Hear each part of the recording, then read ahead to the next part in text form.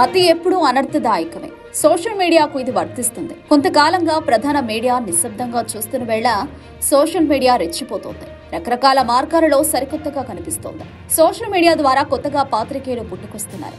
Mic పట్టుకోవడం, అడ్డగోలుగా ప్రశ్నలు వేయడం, అడ్డగోలుగా వ్యాఖ్యలు చేయడం, ఎవరైనా ప్రశ్నిస్తే ఇదే జర్నలిజం అని చెప్పడం ఇటీవల కాలంలో పరిపాటిగా మారిపోయింది.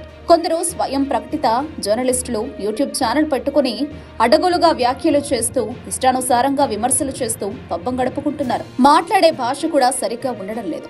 దేనికి తోడు బూతులు. ఇవన్నీ కూడా పాత్రికేయం అంటేనే ఏవగింపు కలిగిస్తున్నాయి.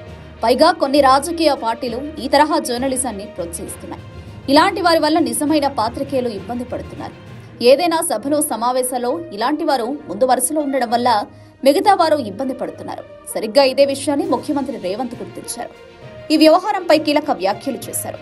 ఇటువంటి వ్యక్తులను మీరే బహిష్కరించాలని, సాధ్యమైనంత వరకు దూరంగా ఉండాలని పాత్రికేయులకు రేవంత్ పిలుపునిచ్చారు.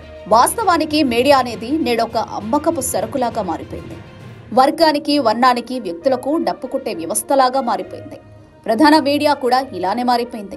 మీడియాను నడిపే వ్యక్తులకు రాజకీయ వాసనలు ఉండడంతో వివిధ మాధ్యమాలను ప్రజలు నమ్మే పరిస్థితి లేకుండా పోయింది. పైగా కొన్ని మీడియా సంస్థలు నేరుగా రాజకీయ నాయకుల కంటే ఎక్కువగా వ్యాఖ్యలు చేస్తున్నాయి. మీడియాను నడిపే వ్యక్తులు కూడా అదే స్థాయిలో మాట్లాడుతున్నారు, రాజకీయంగా ప్రకటనలు చేస్తున్నారు. అలాంటప్పుడు వారిని చూసి కొంతమంది తమకున్న కొద్దిపాటి వనరులతో యూట్యూబ్ ఛానల్స్ మొదలు పెడుతున్నారు. అంతేకాదు, వాటి ద్వారా బెదిరింపు పాత్రికేయానికి పాల్పడుతూ డబ్బులు దండుకుంటున్నారు.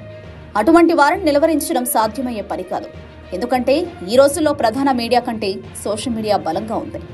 ఒక్క ముక్కలో చెప్పాలంటే యూట్యూబ్ గొట్టాల జర్నలిజం ఫేమస్ అయిపోయింది. రేవంత్ తన ఆగ్రహాన్ని వ్యక్తం చేసి ఉండొచ్చు, తన ఉక్రోశాన్ని బయటపెట్టుండవచ్చు. అంతిమంగా మాత్రం ఇలాంటి వారిని అదుపు చేయడం సాధ్యం కాదు.